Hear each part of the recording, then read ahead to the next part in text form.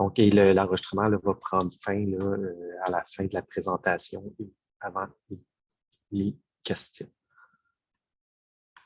Donc, je vais vous partager la présentation.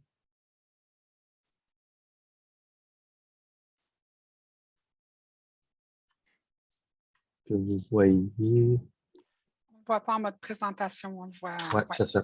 Là, vous voyez quand même mon écran au moins. Oui, on voit là, ton écran. vous voyez Oui. bien le PowerPoint, excellent.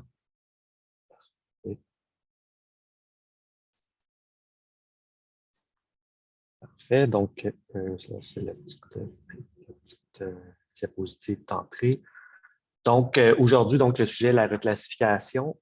Donc, c'est quoi la reclassification d'un poste? C'est chaque poste,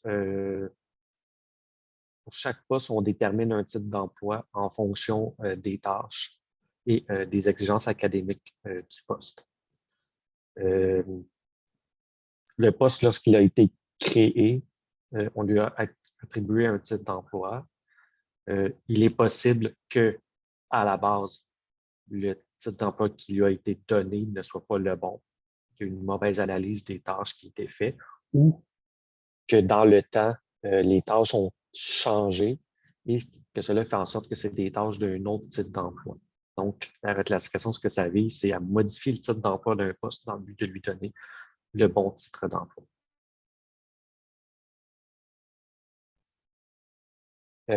Quand peut-on faire une demande de reclassification? Ça, c'est un gain qu'on a de la nouvelle convention collective, de la convention collective 2020-2023. Auparavant, on pouvait uniquement faire une demande de reclassification dans les 45 premiers jours de l'entrée en vigueur d'une convention collective. Donc, la dernière était d'une durée de 5 ans, donc 45 jours sur 5 ans, c'est un très, très court délai pour faire ce genre de demande. Heureusement, dans la nouvelle convention, la demande peut être faite à tout moment, donc il n'y a pas de délai. À tout moment, une personne pourrait déposer une demande de reclassification. Donc, heureusement, là, ça nous permet de pouvoir le faire en tout temps et de ne pas avoir à attendre l'entrée en vigueur d'une nouvelle convention collective. Je vais mettre l'accent sur certaines notions qui sont extrêmement importantes qu'il faut quand on parle de reclassification. La première, c'est qu'il y a un courant jurisprudentiel, c'est-à-dire il y a des décisions d'arbitre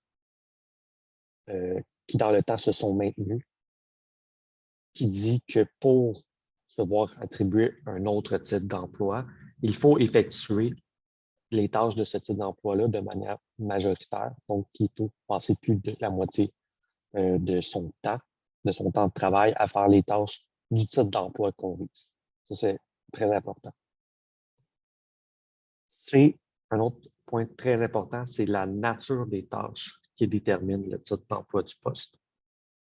Et qu'il faut donc, pour déterminer le type d'emploi, il faut donc associer la tâche au libellé du type d'emploi qu'on va voir là, par la suite. Là, je vais vous les montrer, les libellés. Donc, il faut vraiment associer la tâche au libellé.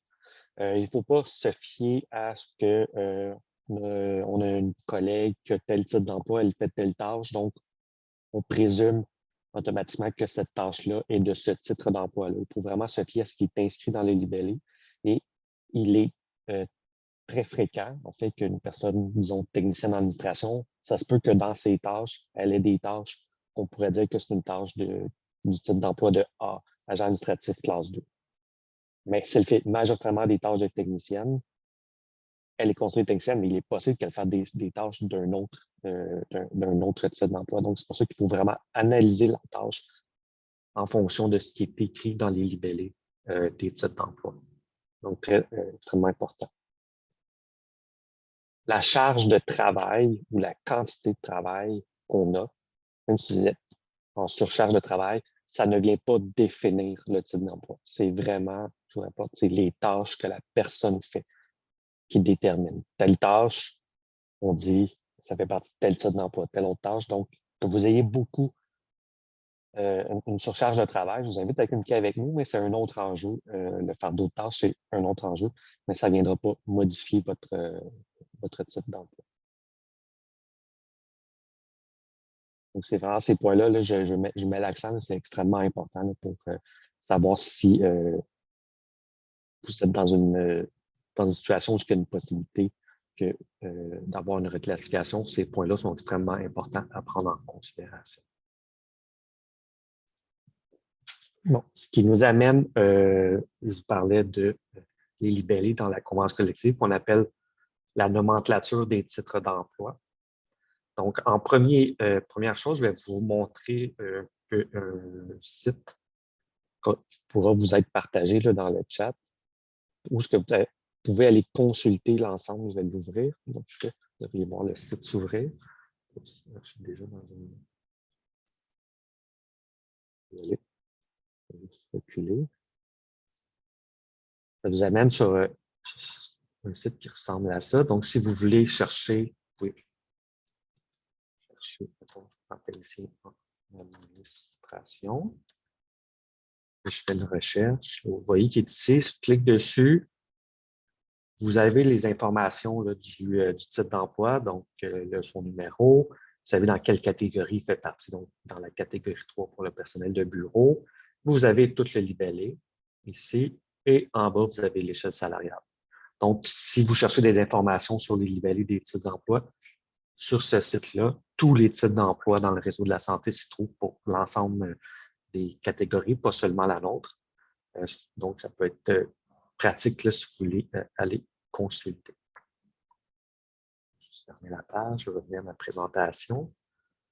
Donc, ça, c'est les libellés là, pour 3 titres d'emploi.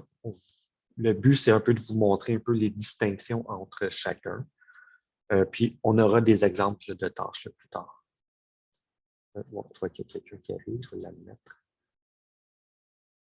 Un truc sur lequel je mets l'accent, c'est malheureusement, dans notre catégorie, la distinction entre un type d'emploi et un autre est souvent difficile à faire, puisqu'on a il y a des critères subjectifs qui sont présents dans les libellés de nos types d'emploi.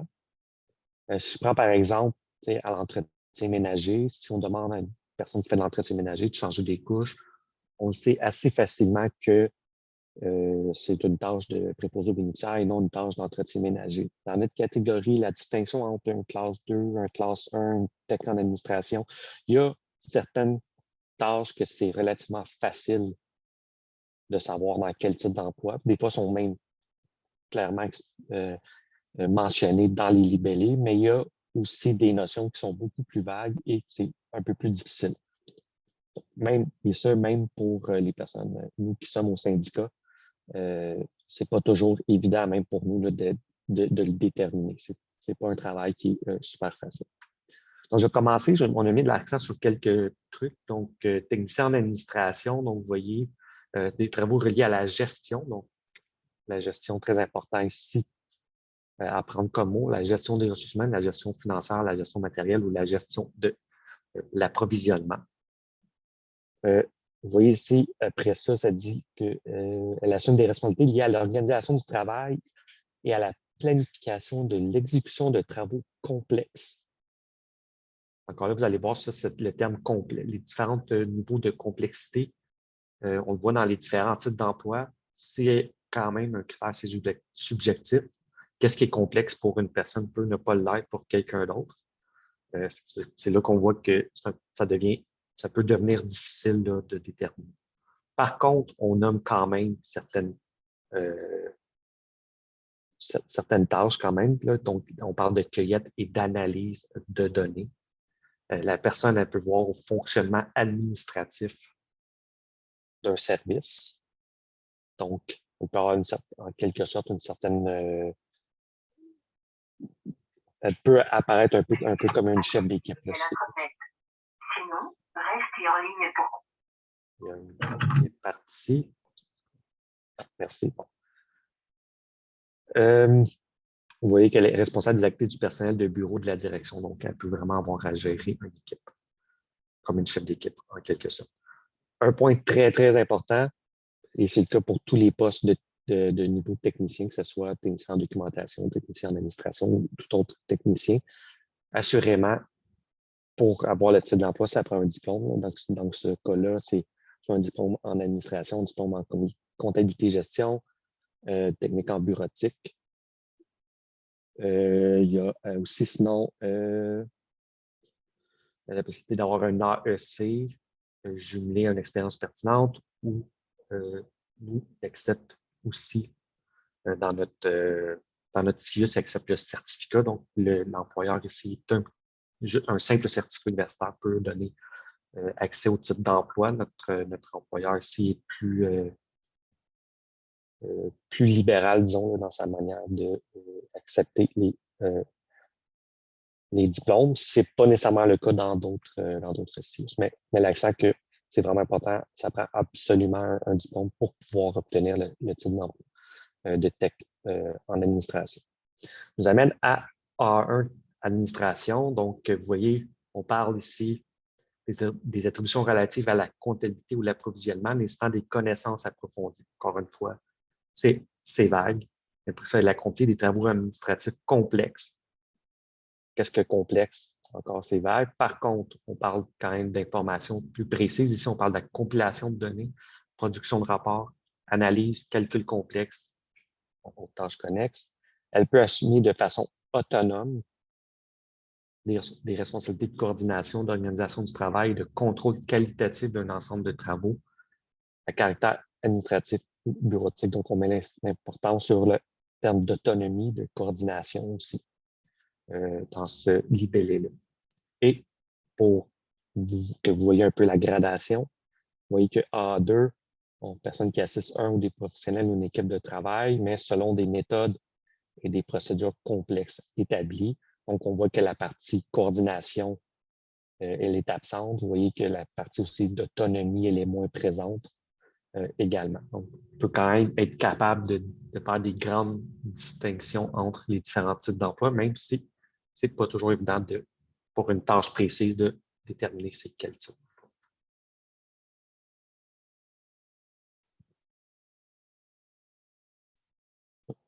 Donc, si on ne l'a pas pour le cas de technicien en administration, c'est un seul type d'emploi, mais vous savez que dans les administratifs, il y a tout le temps, pour chacune des classes, il y a tout le temps le secteur administration ou le secteur secrétariat.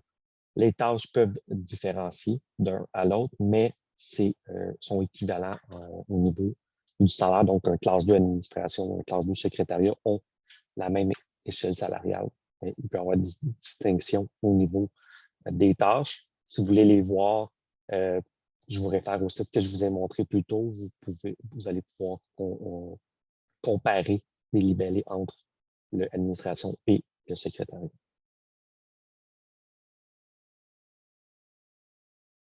Donc, on voulait quand même essayer de vous donner quand même quelques pistes pour que vous puissiez voir si vous avez le bon type d'emploi ou non. On n'a pas fait un travail, ce n'est pas exhaustif, les tâches. On vous donne quelques exemples. Donc, on vous ramène toujours au libellé, la convention, le libellé de la nomenclature, pardon. Donc, on parle de tâches complexes, on parle de coordonnées, on parle d'un contrôle qualitatif, on parle d'autonomie, on parle d'une capacité d'analyse. Donc, dans les exemples de tâches, il y a évidemment la compilation de données, la production de rapports ou d'analyse, le calcul de données complexes. Donc, ça, c'est ce qu'on voit beaucoup aux ressources financières. On voit qu'il y a beaucoup de A1. Donc, c'est le genre de trucs qui peuvent être demandés. Créer et préparer des lettres et des documents. Être responsable de l'organisation matérielle, informationnelle de réunions, la convocation de participants et la rédaction de procès-verbaux. Ça, c'est plus pour le secteur secrétariat. C'est le genre de tâches qui peuvent être, qu'on peut vraiment attribuer au titre d'emploi classe.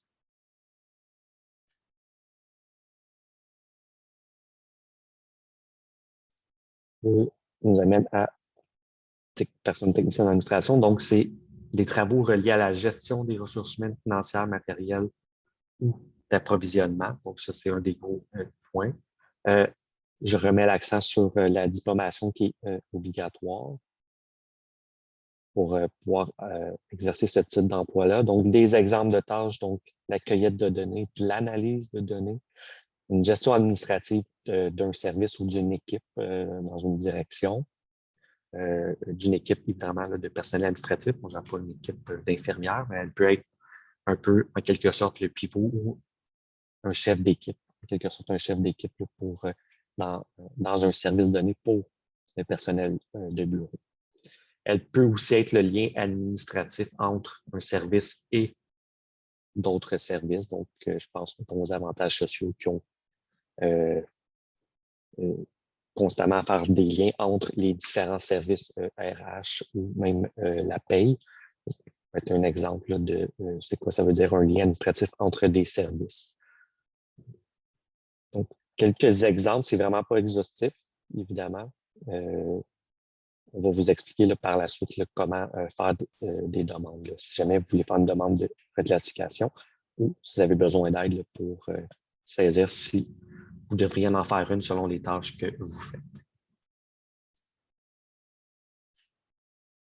Donc, un élément important aujourd'hui, c'est, vu qu'on parle des techniciens en administration, la diplomation nécessaire. Donc, dans le cas où vous avez la personne a le diplôme nécessaire et qu'elle est qualifiée pour le titre d'emploi, que l'employeur a bien au dossier de la personne le diplôme, etc., et qu'elle a passé les tests généraux, on vous invite, si ce n'est pas le cas, on vous invite à le faire avant de faire la demande de reclassification. Et dans le cas que la demande de reclassification serait acceptée, on va tout simplement changer le titre d'emploi de votre poste. Dans le cas où une personne qui serait A1 pense faire des tâches de tech en administration, mais par contre, malheureusement, n'a pas le diplôme nécessaire. Dans ce cas-là, la chose qui doit être faite, c'est de vous retirer les tâches de ce type d'emploi-là et de vous attribuer les tâches du bon type d'emploi parce que malheureusement, on ne peut pas obtenir un titre d'emploi, pardon, pour lequel on n'a pas les qualifications. Donc, dans ce cas-là, qualification nécessaire, c'est entre autres le diplôme, donc ça ne serait pas possible. Il faudrait retirer les tâches qu'on vous fait faire de technicienne plutôt que de vous rehausser votre poste. Ça, si tu me permets. Oui, vas-y, je vais me prendre une gorgée d'eau. Pas de problème. Justement, si jamais la situation se présente, on vous invite à communiquer avec nous. Ne pas nécessairement dire à votre gestionnaire, je ne veux pas faire la tâche, ça ne m'appartient pas, mais vraiment de communiquer avec nous. Puis nous, on va faire des interventions nécessaires pour vous soutenir dans les démarches. Donc, comment faire une demande de reclassification? Donc, l'employeur a mis en place là, un formulaire qu'on va pouvoir vous partager. Bon, dans le formulaire, il y a quelques questions là, qui, pour nous, ne sont pas extrêmement pertinentes. Là. Il vous demande s'il y a eu des changements au niveau de vos tâches, est-ce qu'il y a eu des nouvelles directives ministérielles, bon, etc. Il pose quelques questions. Nous, le point qu'on vous suggère de mettre le plus d'emphase, c'est vraiment sur les tâches que vous faites. Donc, c'est important de, quand on remplit les tâches, et là, on va vous donner des exemples là, par la suite, là, mais d'utiliser des verbes d'action comme coordonner, gérer, remplir, assurer, planifier, calculer, copier, saisir. C'est des exemples et je vais vous donner après ça des exemples là, de tâches, comment ça peut être rempli. Aussi, une chose qui est extrêmement importante, c'est que pour chacune des tâches, vous devez donner approximativement le temps que vous y allouez. Est-ce que c'est une tâche que je fais une fois par année, puis ça me prend 1 heure? Est-ce que c'est une tâche qui revient à tous les mois? Est-ce que c'est à toutes les semaines? Et combien d'heures par semaine? Est-ce que c'est à tous les jours? Je pars à tous les jours, pendant 2 heures de temps, je fais telle tâche. Donc, on vous invite à bien inscrire parce que je vous ramène au début de la présentation où on mentionnait que c'est important que pour être reclassé, il faut faire majoritairement du temps, les tâches d'un autre type d'emploi. Donc, c'est pour ça. Donc, pour être capable de déterminer si vous faites 50% plus 1 des tâches d'un autre type d'emploi, il faut savoir combien, pour chacune des tâches, combien de temps vous passez sur elle. Vous pouvez prendre le temps de bien remplir. Il y en a qui ce qu'ils font, c'est qu'ils ils gardent le formulaire près d'eux et au fur et à mesure, quand ils font des tâches, mais là, ils viennent l'inscrire. OK, ça, j'ai fait ça, ça, je le fais à toutes les semaines, ça me prend ça. Donc, ils le remplissent au fur et à mesure avant de l'envoyer. Dans le formulaire, ça va être demandé de faire signer le gestionnaire. Le gestionnaire ne vient pas dire qu'il est en accord ou non avec la demande de reclassification. La signature du gestionnaire ne sert qu'à certifier que les tâches que vous avez inscrites dans le formulaire, c'est bien les tâches que vous faites. Ça facilite le processus par la suite pour l'adaptation parce qu'il n'y a pas d'enjeu à savoir ce que c'est vraiment ça que la personne fait ou non. Ça a été certifié. Si le gestionnaire refuse, c'est important, vous pouvez quand même le faire parvenir en disant que le gestionnaire ne voulait pas le signer. Et on vous invite aussi à nous aviser si c'est le cas. Mais vous pouvez quand même le faire parvenir à la dotation, mais idéalement, si votre gestionnaire peut le signer, ça va faciliter le processus.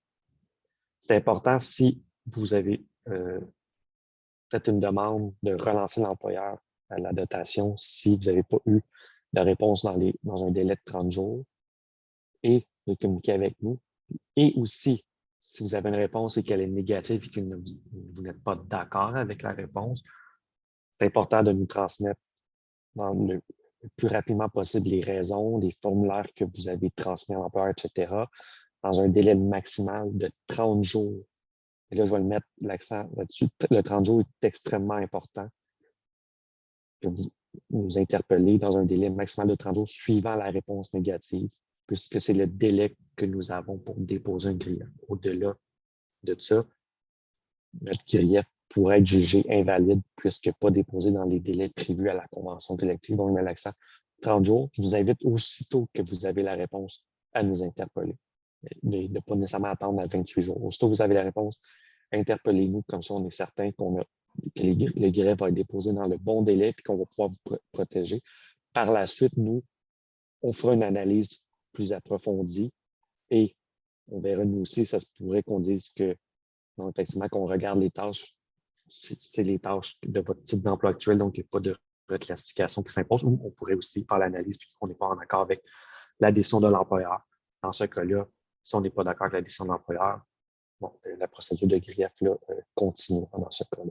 Donc, je mets vraiment l'accent important de communiquer avec nous le plus rapidement possible à donner une réponse négative. Donc, je vais vous amener à des exemples de tâches. Donc, ça, c'est pris dans l'intranet. C'est des... je vais prendre un technicien en administration.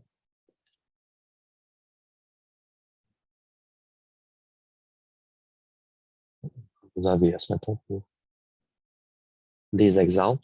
On ne veut pas nécessairement dire, je vous montre ça, pas nécessairement pour vous montrer que telle tâche fait partie de tel type d'emploi, c'est plus pour vous indiquer des manières de formuler des tâches que vous faites. Là, pour vous donner des exemples, on disait d'utiliser des verbes d'action. Donc, vous voyez ici, là, ça, c'est un truc qu'on vous conseille de ne pas faire, c'est le pourcentage, ne pas les regrouper. Vous voyez ici, là, ils ont regroupé, c'est ce que le volet A représente 50% des tâches de la personne. Ce qu'on vous invite à faire, c'est pour chacune des tâches d'indiquer le temps que vous attribuez et non pour un groupe de tâches. Vous voyez, c'est juste pour vous donner des exemples. Vous voyez ici, procède à la validation du dossier papier, informatise des nouveaux employés. Vous voyez, analyse et effectue les calculs nécessaires quant à la reconnaissance, à l'embauche. Bon, vous voyez, saisit les différentes retenues au dossier de l'employé, telles que crédit d'impôt, assurance collective. Vous voyez que là, il y a des verbes d'action. Ça peut vous donner. Ça peut vous orienter sur des manières de formuler des phrases là, dans le cadre lorsque vous ferez la complétion du formulaire. Donc, on va vous donner aussi là, le lien vers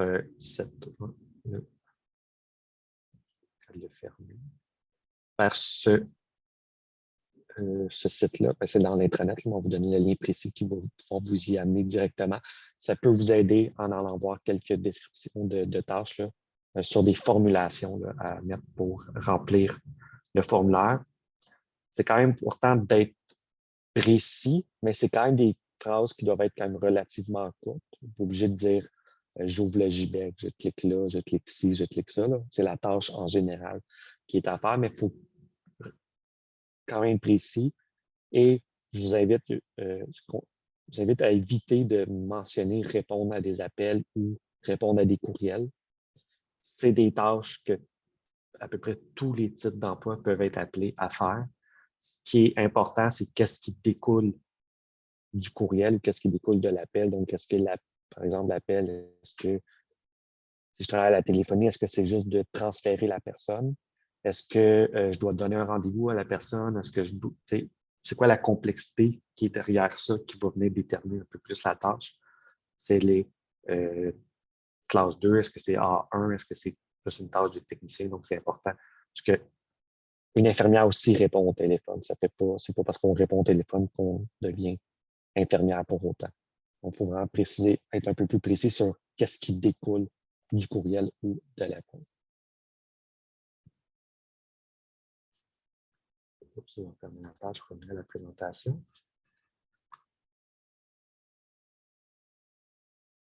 C'est ce qui termine la partie sur la reclassification. Avant de passer à la période de questions, on voulait quand même prendre le temps de faire, on fait à tous les rendez-vous, tous les midis syndicaux.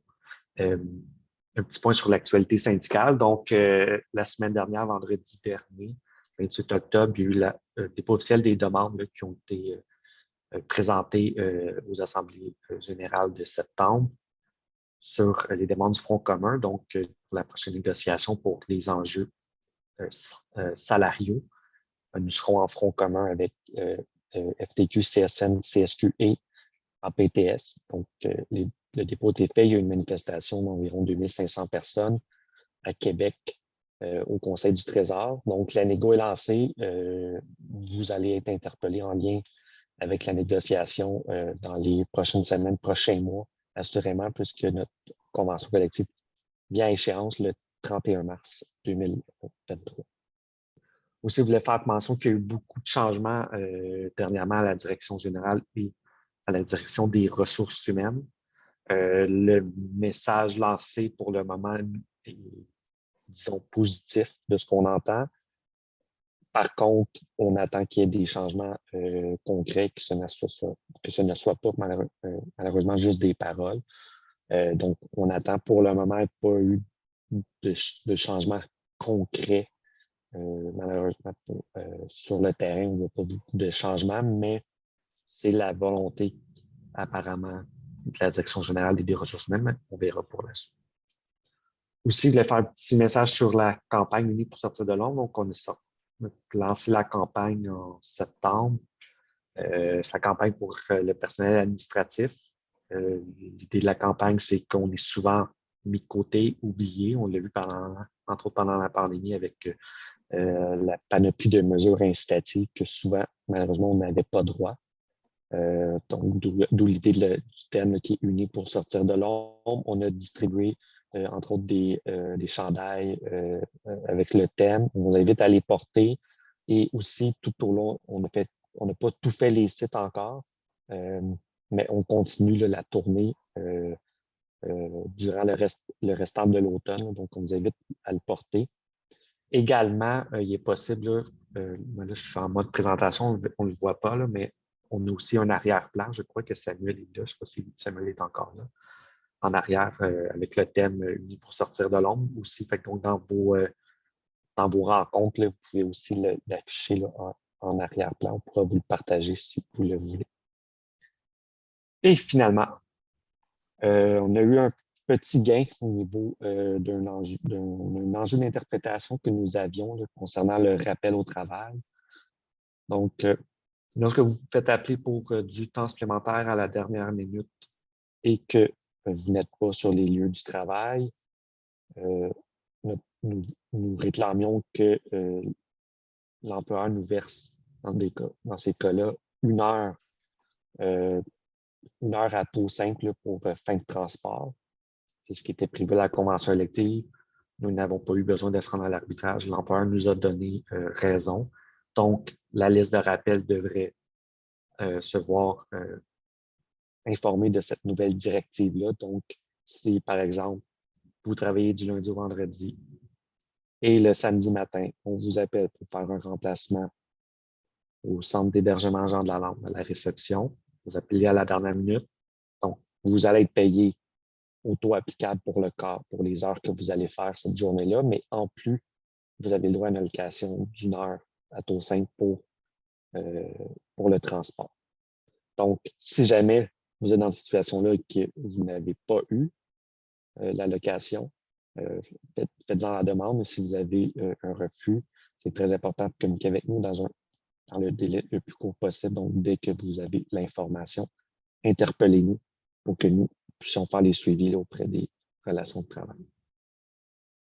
Donc, je suis arrivé à 30 minutes pile. Je vais me permettre. Oui, vas-y. Oui. Juste avant qu'on arrête l'enregistrement, j'écoute, peut-être que je l'ai manqué, mais au pire, on se répétera. Mais c'est important aussi pour la demande de reclassification, si vous avez des questions, vous avez besoin de soutien, vos directrices et directeurs sont là pour vous soutenir. Donc, n'hésitez pas à communiquer avec nous. Il va nous faire plaisir là, de justement vous aider là, dans le processus. L'autre petit complément, puis ça fait un peu justement à celle d'hier, il y a quelqu'un qui avait ramené ce point-là. Il y a beaucoup d'employés qui nous ont dit ah, ben, tu sais, moi, j'ai demandé à mon gestionnaire, il m'a dit que je ne pouvais pas faire la demande parce que moi, je suis juste un chef. On vous amène à la vigilance, un peu comme mon collègue disait un peu plus tôt.